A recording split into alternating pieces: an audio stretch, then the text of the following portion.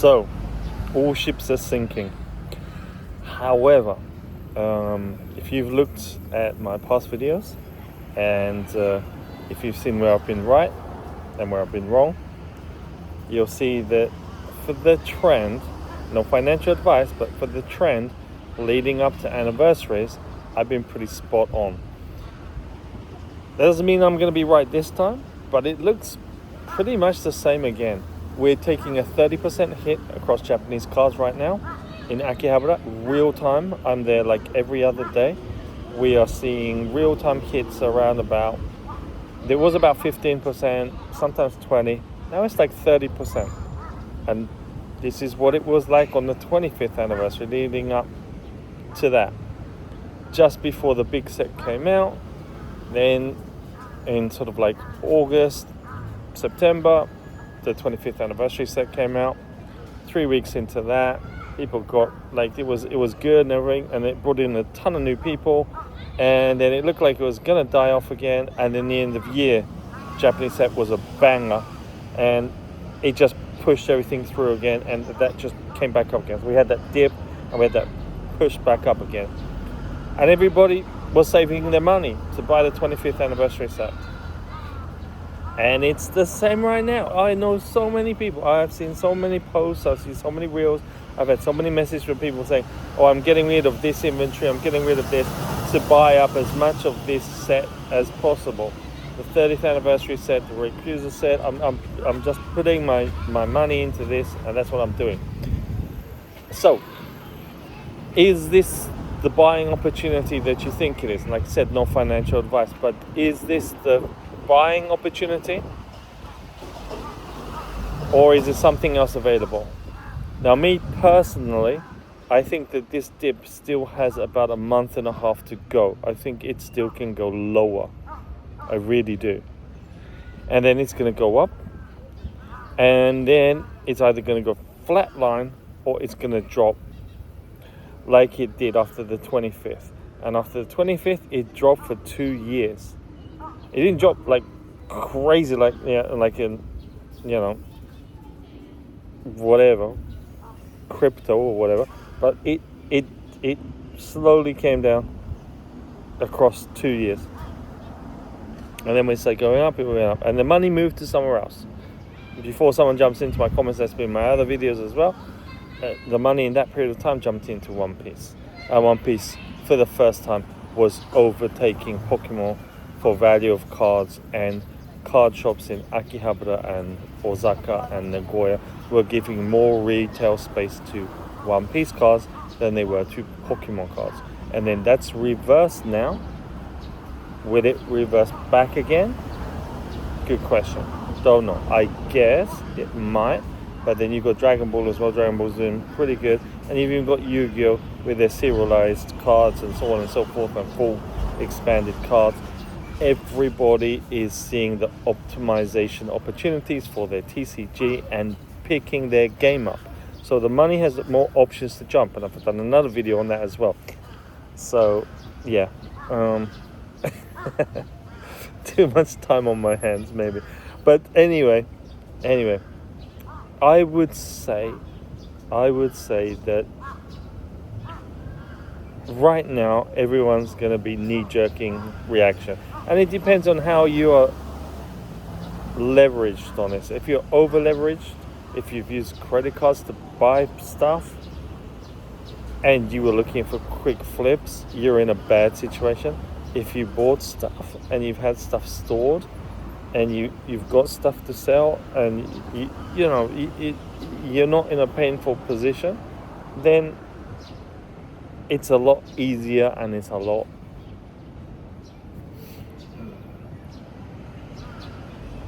smoother to be logical and say, nah, this is gonna do this and do that and do this. But when you're like, oh my god, I got like $7,000 on my credit card, and it's at 14%, and I can't flip it, and how am I going to pay that back? And blah, blah, blah. I need to sell now and just cut my losses. As an example, right? Just as a kind of like made up story, right? So But it really does depend on where you are sitting on this line. But the one thing you can't detract from that line is the fact of past data. And looking at how things went, and looking at how people knee-jerked and where the money went from before, and all the other new TCGs which are available where the money can flow to, even Disney right now. Okay, if I was like here 3.5 years ago talking about Disney would be where you put your money if Pokemon goes down, I would be like, for real? But it's a legit option right now. So there are different options.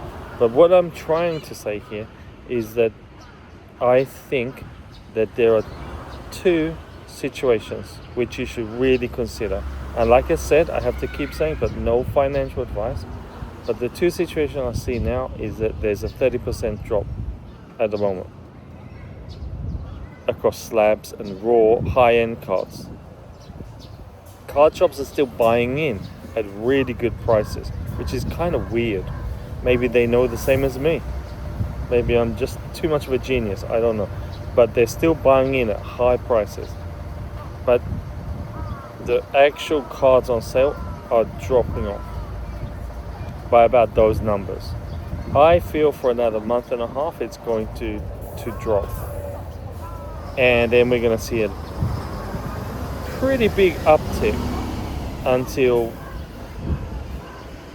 December or February. But my feeling until February.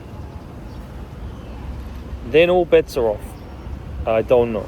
I really don't know. If it follows the trend last time, we got a 2-year hiatus from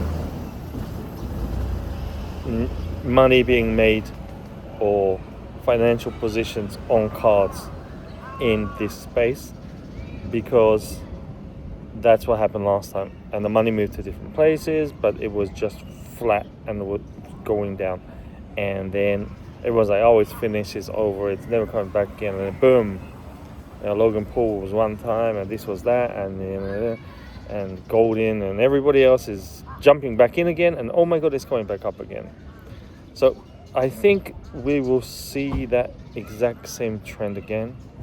So you got two choices. You take the dip right now and wait for it to go all the way back up again, and then wait until next year for a year period and see where the dip goes after that, if it comes.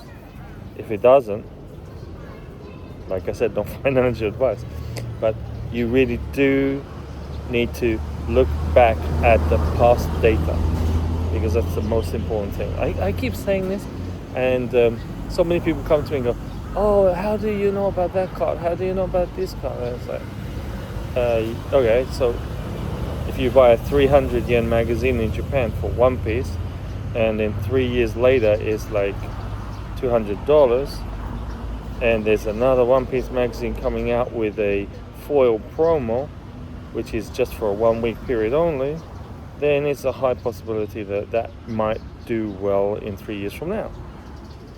I'm not saying it's going to, I'm just saying that the dynamics are the same around that. So, as an example. So just think about what's come out, what's happened, and where you are right now, and what is your exposure.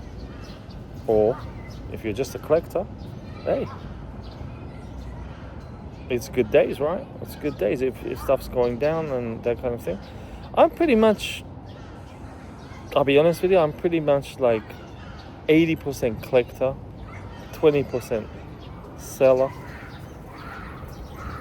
And if you've watched my videos before, like I said, I have that wine cycle, grape juice to wine 3-year cycle for a minimum, and then sell certain items depending on how they performed and how they've done, to support the other things I do within the hobby.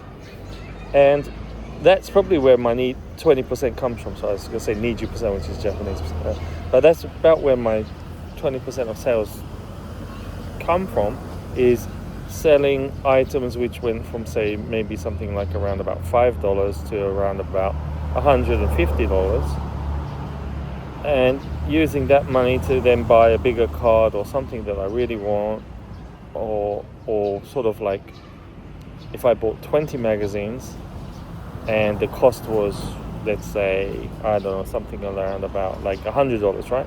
Now I sell 2 of those cards, so that's $300. So I made $100 profit, and I covered the initial, and so I sold 3 cards, right? And then I've got 17 cards left, right? So those 17 cards are pure profit. And then I might use that, or I might just leave it because I'm too lazy to sell it. But it just makes, you know, you got to have your strategy there, and you, like I said, no financial advice, but you got to have your financial kind of setup on how you do things so you don't get over leveraged on stuff.